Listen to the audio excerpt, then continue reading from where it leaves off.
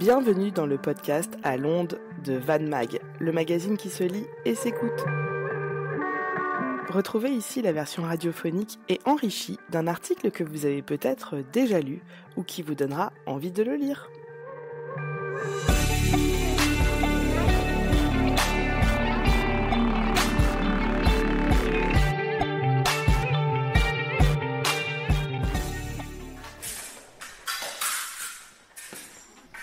Recule. Vas-y, fais le battement. Battement. Hop, tierce. Et tu touches. Riposte. Allez, c'est bien encore. Distance. C'est trop près. Allez, vas-y. Battement. Touche. Masque sur la tête, cuirasse et gants. Protection de rigueur pour les escrimeurs du cercle d'escrime du Pays de Vannes à l'entraînement ce mercredi soir. Sur les pistes métalliques de la salle d'armes Jo Jubin, située au centre sportif de Kercado, chacun peaufine sa gestuelle et tous enchaînent les assauts et les touches, portés de la pointe de l'épée ou par le tranchant de la lame du sabre, selon son arme de prédilection. Dans la grande famille de l'escrime, il y a trois pratiques différentes. L'épée, le fleuret, le sabre. À Vannes, on pratique et on forme les plus jeunes au sabre, qui est la discipline la plus explosive. Si on devait faire le parallèle avec l'athlétisme, c'est pratiquement un 100 mètres. De qualité, de rapidité, de prise de décision et un avantage à l'attaquant. L'autre discipline qui est pratiquée, c'est plutôt l'épée. Et là, on est sur le 1500 mètres. C'est plutôt des qualités d'endurance et de stratège. Sachant que sur le sabre, on peut toucher partout au-dessus de la ceinture, alors qu'avec l'épée, on peut toucher sur toutes les parties du corps. Rencontre avec Lionel Legac, président du Cercle d'escrime du Pays de Vannes, un club qui en cette année 2024 fête ses 80 ans d'existence.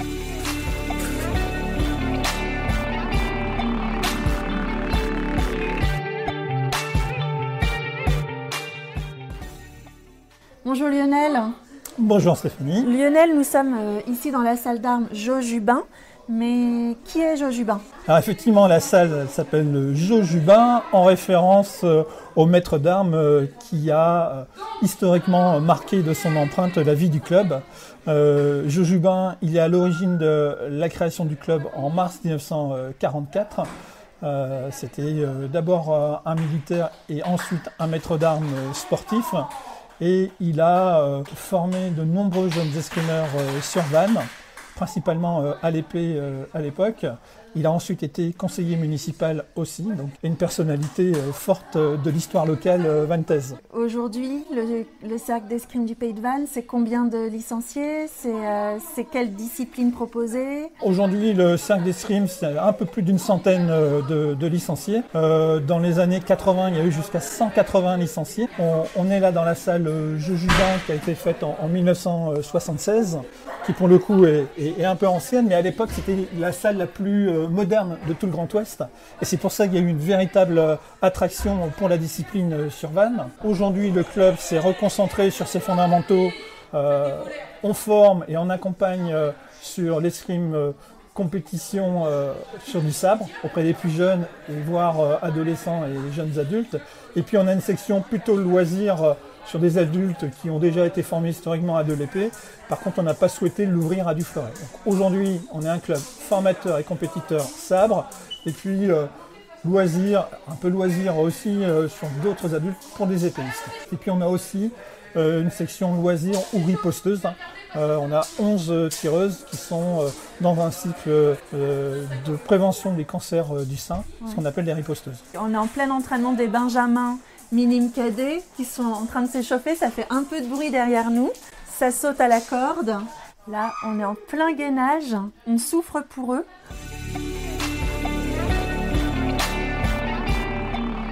« 80 ans après sa création, donc on peut dire que le cercle d'escrime du Pays de Vannes se porte plutôt bien. Vous avez des perspectives pour le club ? Alors effectivement, 80 ans, c'est une certaine maturité. Des projets, on en a. Il y en a un là, immédiat et à court terme, on l'espère, en lien avec la mairie, c'est le projet de rénovation de la salle d'armes, puisque celle-ci elle a été inaugurée en 1976 et depuis, elle n'a pas énormément évolué. On a la chance d'avoir cet espace de travail. Si on peut le moderniser et proposer des conditions et un environnement plus adapté, ce serait super. Donc ça, c'est un beau projet et on sait que la mairie y est attentive. L'autre projet, c'est notre projet associatif. On a un groupe de travail qui est actuellement en phase de réflexion. Et l'idée est vraiment de structurer nos valeurs, qui on est. Et puis, on est d'abord un club qui accueille, qui est inclusif, et puis qui est ouvert aussi sur un certain nombre de pratiques. Il y a le sabre et la dimension sportive et compétition qui est importante. Il y a la dimension de loisirs, il y a la dimension sport-santé, mais on a aussi une ouverture sur l'escrime artistique, un champ qu'on souhaiterait aussi investiguer, développer. On a parlé du sabre laser, on s'interroge aussi si on serait en mesure ou pas de créer une section. Donc enfin, on a tous ces éléments-là en cours de réflexion et qui sont aussi à mettre en balance au regard de la disponibilité du volume horaire de Clémence. Clémence, votre maître d'armes. Clémence, notre maître d'armes, qui pour le coup nous a rejoint en septembre dernier, suite au départ de Benoît Roch, qui a donné une impulsion forte, notamment sur la dimension sabre sportive. Voilà. Donc Clémence, elle s'inscrit dans la lignée de ses prédécesseurs. C'est une jeune diplômée qui arrive avec son énergie, sa vision et son ouverture aussi. Elle est ouverte sur toutes les pratiques et ça, c'est aussi pour nous une vraie chance. Après, il faut qu'on l'accompagne aussi, puisqu'on a aussi une dimension performance qui est assez forte et qu'elle découvre aussi. Elle nous accompagne bien, elle connaît tous les acquis pédagogiques et on va la faire grandir en même temps que nous on grandisse et qu'on fasse grandir nos jeunes. Tout le monde progresse vers le haut en ce moment et ça, c'est super. Pour revenir à l'escrime pur, c'est le sport français qui a remporté le plus grand nombre de médailles aux Jeux Olympiques. On peut quand même le rappeler dans la perspective des Jeux de Paris en 2024. Mais c'est un sport qui reste aussi assez confidentiel. Est-ce que c'est vraiment un sport à la portée de tous ? Effectivement, on peut se dire que l'escrime, elle a peut-être une image de sport aristocratique. Ce qu'on voit aujourd'hui, et on le voit au regard des âges de nos licenciés, c'est qu'on peut faire de l'escrime de 7 à 77 ans. C'est ouvert aux hommes, aux femmes, c'est ouvert sur du sport loisir. On a la chance à Vannes d'avoir une salle d'armes et un environnement qui est dédié, donc il n'y a aucune difficulté pour venir pratiquer l'escrime, en tout cas à Vannes. On a aussi dans notre réflexion projet associatif peut-être l'ambition d'irriguer un peu plus sur le territoire du pays de Vannes. Il faudrait voir comment ça peut se mettre en place ou pas. Les jeunes commencent à ramasser les cordes à sauter, à les ranger. L'entraînement d'escrime pur va bientôt débuter.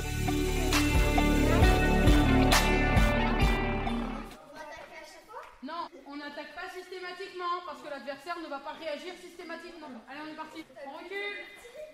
Et attention, on décide, on provoque.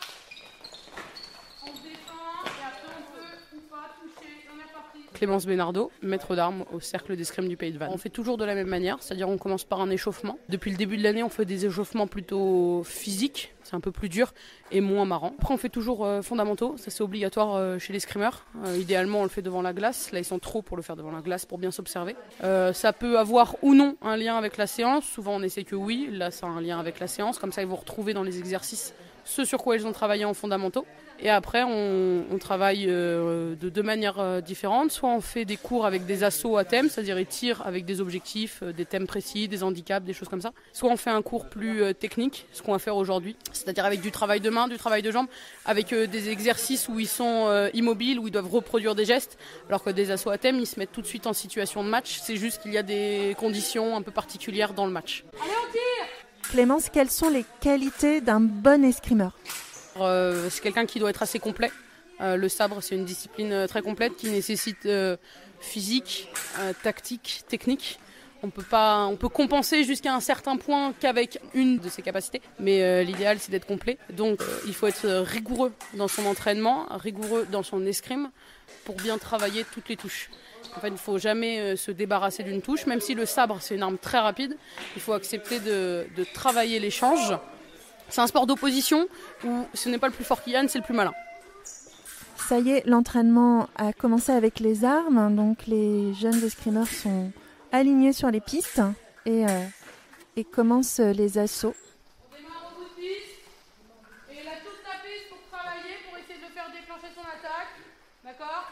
Soit en collant demi-marche et gênant avec la main, soit en cassant la distance derrière, devant. Et évidemment, s'il attaque, tu dois défendre derrière. Il n'y a pas le droit au parade du coup contre le... Pour l'instant, non. Allez, parti! On regarde.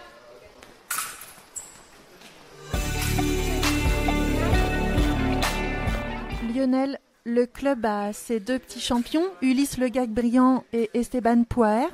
C'est les 2 grands espoirs du club.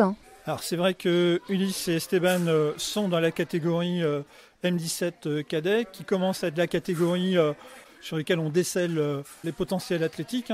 Ça s'est traduit pour Esteban sur une sélection sur un circuit européen à Slingen, pour Ulysse sur une sélection sur un circuit européen à Barcelone et à Bucarest. Et effectivement, sur les différents circuits nationaux, ils ont été pour le coup assez réguliers. Et en classement national, Ulysse est classé 14 et Esteban 18. Ce sont 2 adversaires ou 2 amis? Depuis tout petit, dans les plus jeunes catégories, ils se sont toujours retrouvés attirés l'un contre l'autre, souvent en finale. Et il y a eu une forme de rivalité sportive qui s'est instaurée entre les deux. Une rivalité qui leur a permis de repousser leurs limites, de progresser. Quand l'un gagnait contre l'autre, le second voulait regagner contre l'inverse. Et je pense que ça a créé une émulation qui leur a permis d'améliorer. Aujourd'hui, il y a une saine rivalité entre eux. Ils sont maintenant sur les circuits nationaux, sur les circuits européens.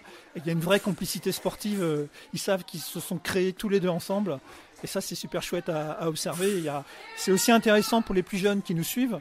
Je pense à Lucille Sicard, Bertille Legrand, Louise Amédéo, Charlotte Robert, Aubin Gergois, qui sont des jeunes pousses, qui eux aussi ont l'exemple parmi les plus grands et que ça va leur donner envie de performer également. Sans chercher à leur mettre la pression, Ulysse et Esteban auront aussi à cœur de défendre les couleurs du club lors du championnat de France au SAP pour les moins de 17 ans que vous organisez à Vannes les samedis 18 et dimanche 19 mai prochains.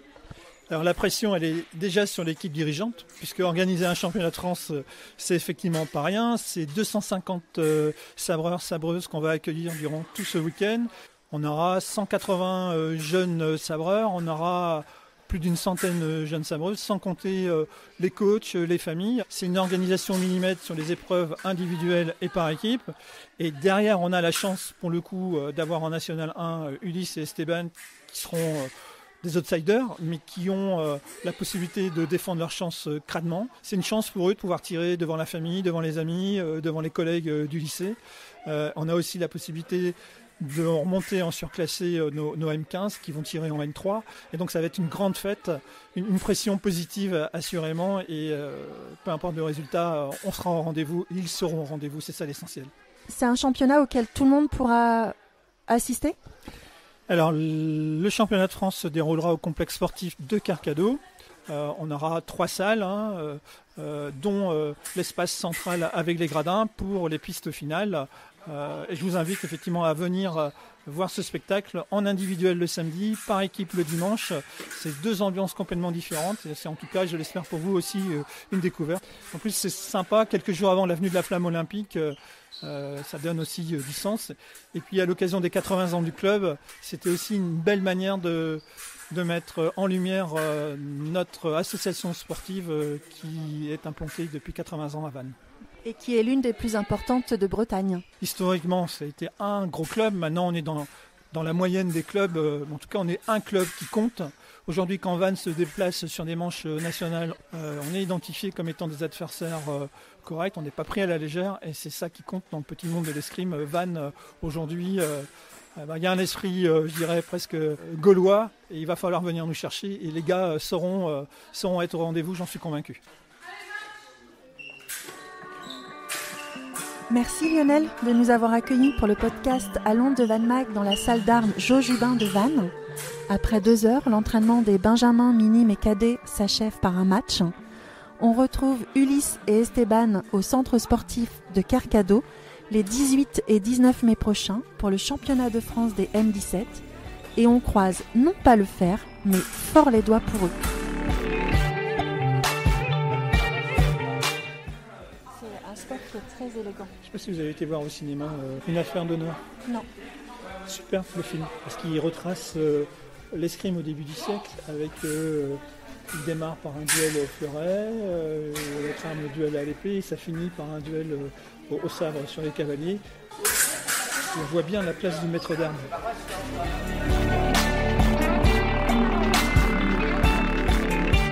Retrouvez l'article correspondant à ce podcast dans le dernier Van Mag, disponible en magazine papier ou en ligne sur le site internet www.mairie-van.fr. On vous dit à bientôt à l'onde de Van Mag.